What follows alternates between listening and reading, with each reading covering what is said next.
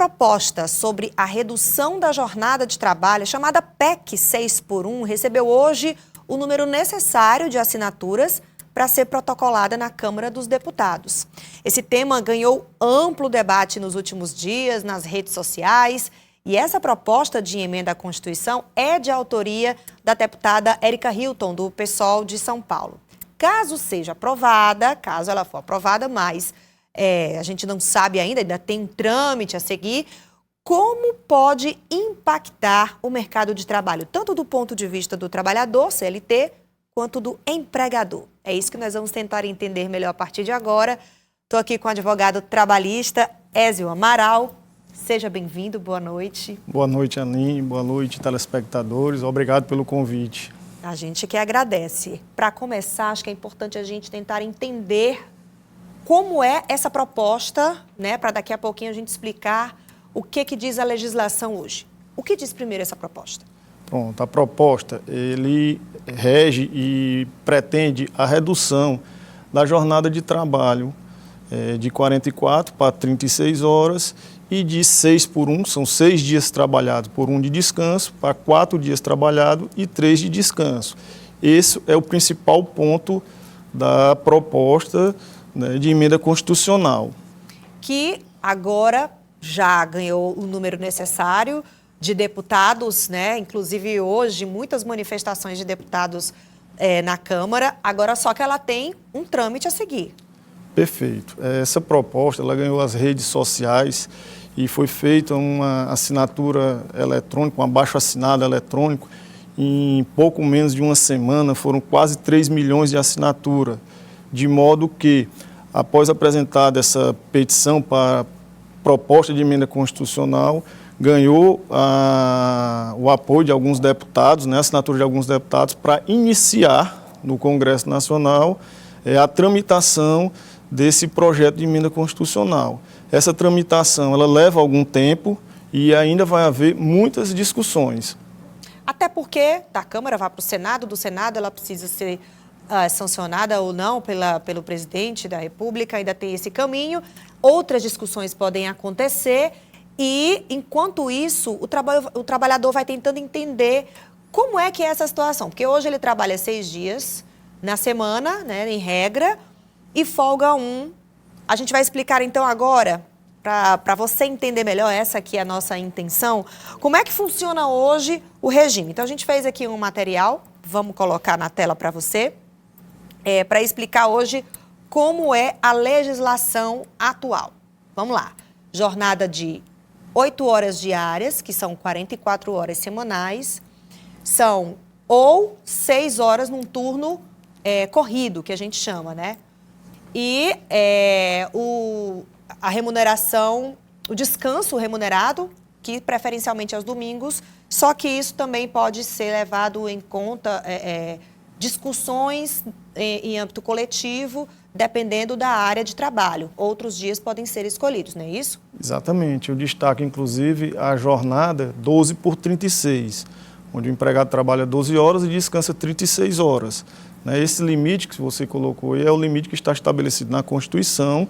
Claro que, mediante acordo coletivo, convenção coletiva de trabalho, pode haver a redução, né, desse limite de trabalho. Ok, essa proposta, ela visa então, voltando lá para aquele material que a gente estava mostrando agora, reduzir essa jornada de trabalho de 44, que é o chamado 6x1, para 36, que é o chamado 4x3. Bora lá. Então, vamos passando para o próximo, falando sobre as consequências, o impacto no mercado. Você fez aqui, preparou um material e trouxe para a gente, por exemplo, efeitos na economia. Pronto, a economia ela é uma equação, né, entre a força de trabalho e a produção.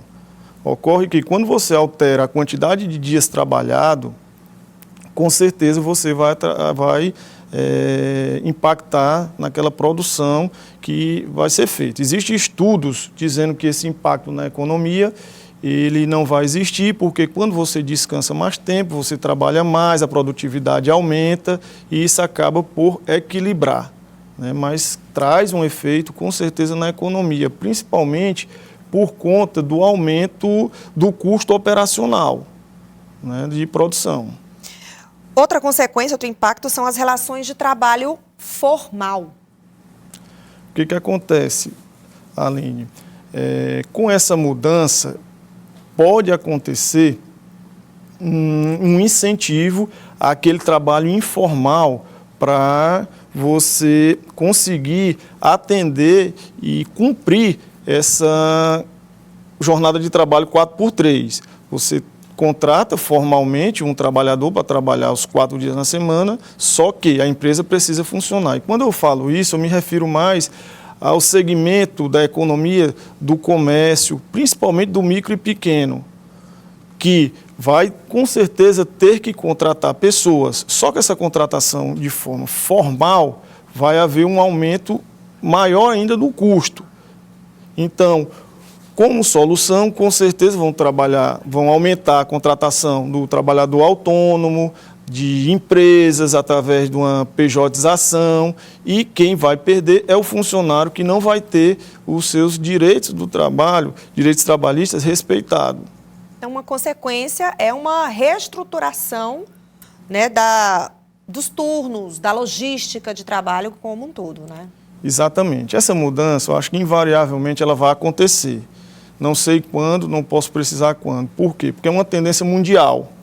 Muitos países já adotam isso há bastante tempo. Já adotam há muito tempo. Só que a economia, ela vai se moldar.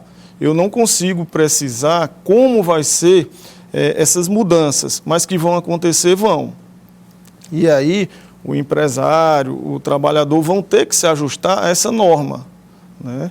Pela proposta que está sendo colocada, a mudança seria repentina. A meu ver, acho que isso não é interessante. Ser progressiva, exatamente para essa adaptação, né?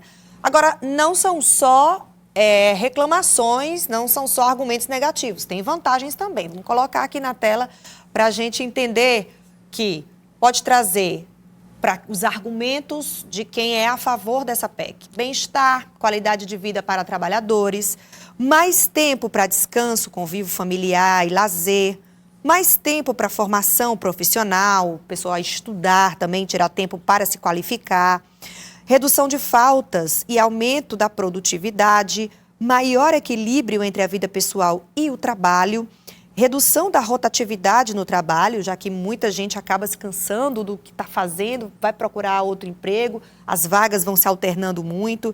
Tendência global, né? Muitos países da Europa já estão realizando testes, experimentos com essas jornadas reduzidas e nesses experimentos, ou nisso que já está em curso há bastante tempo, não tem queda na produtividade. Outra vantagem seria um ambiente de trabalho mais saudável e atrativo. Também eliminar doenças ligadas ao ambiente de trabalho. A síndrome de burnout é uma delas. O Brasil ocupa essa posição triste, né? Ser o segundo no mundo, segundo a Associação Nacional da Medicina no Trabalho. Ou seja, seria mais qualidade de vida, mais tempo para o trabalhador viver e não só viver para trabalhar.